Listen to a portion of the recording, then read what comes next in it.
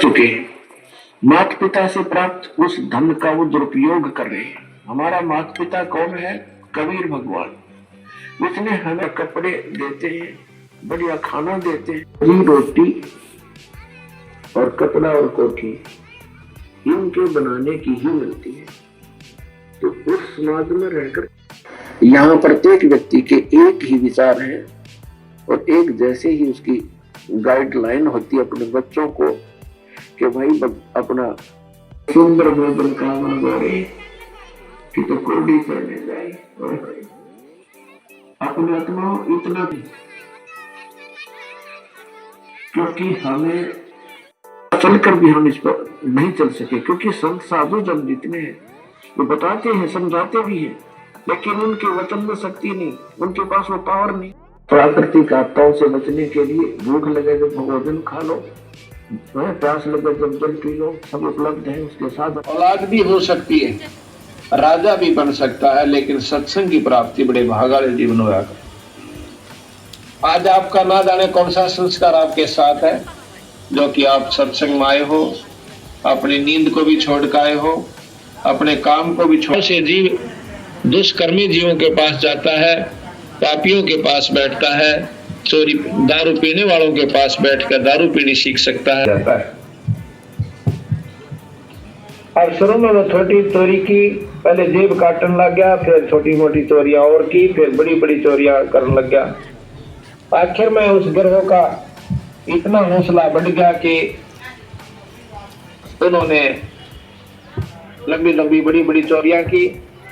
फिर उस लड़के ने अपना अलग से काम जोड़ लिया, उस चोर ने। और एक दिन वो किसी घर के अंदर चोरी कर रहा था, गांव का उस घर का सदस्य जाग जाता है। उसने पकड़ उस बच्चे को उसको संगत से मिलाया। एक दिन का सत्संग होने वाला व्यक्ति, एक दिन का सत्संग प्राप्त करने वाला व्यक्ति अपनी मुक्ति कहीं पा सकता है।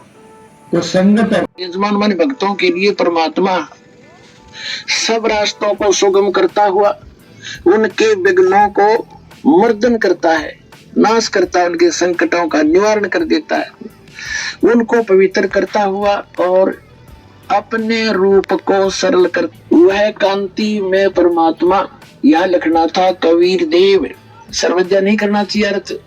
कबीर देव, कबीर देव, कबीर साहब अल्लाहू अकबर विद्युत के समान क्रीड़ा करता हुआ वर्णीय पुरुष यानी अच्छी आत्मा को, अच्छे पुरुष को, अच्छे व्यक्ति को बिजली जैसी गति से यानी इतनी बहुत शीघ्रता से यहाँ जाता, फ्रिक्शन ऑफ सेकंड के अंदर।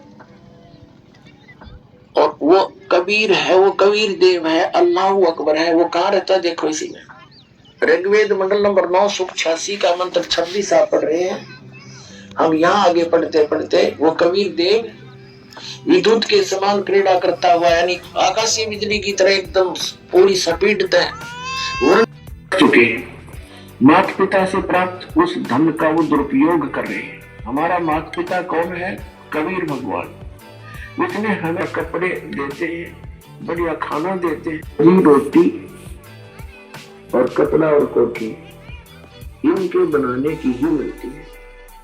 तो उस समाज में रहकर यहाँ प्रत्येक व्यक्ति के एक ही विचार है और एक जैसे ही उसकी गाइडलाइन होती है अपने बच्चों को कि भाई अपना सुंदर भोजन का बनवाए कि तो कोडी करने जाए। अपने आत्मा इतना भी,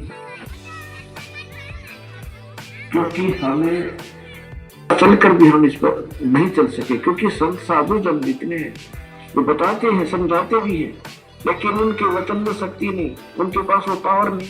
प्राकृतिक आपदाओं से बचने के लिए भूख लगे जब भोजन खा लो, प्यास लगे जब जल पी लो, सब उपलब्ध है। उसके साथ राजा के सामने प्रत्येक व्यक्ति कुछ नहीं बोल सकता।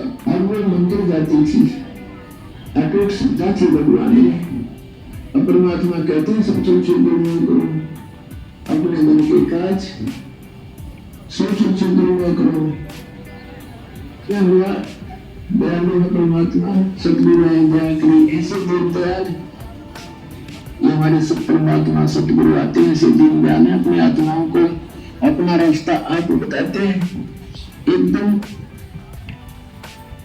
परमात्मा कबीर जी के शिष्य भी थे रविदास जी।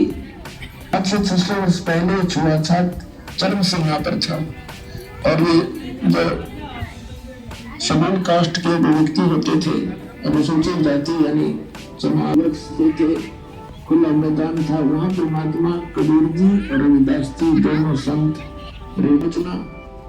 तो वापस देखा तो सत्संग शुरू हो गया, हो रहा था। मेरा भाई और सत्संग ने सबने मिलकर सोचा चलो जो वचन सुनते हैं भगवान की चर्चा हो रही है और बैठ की जाके। परमात्मा तो आए इसीलिए थे, अपनी आत्मा को कहते हैं गोप्ता मारो सूर्य में जा बैठो पाता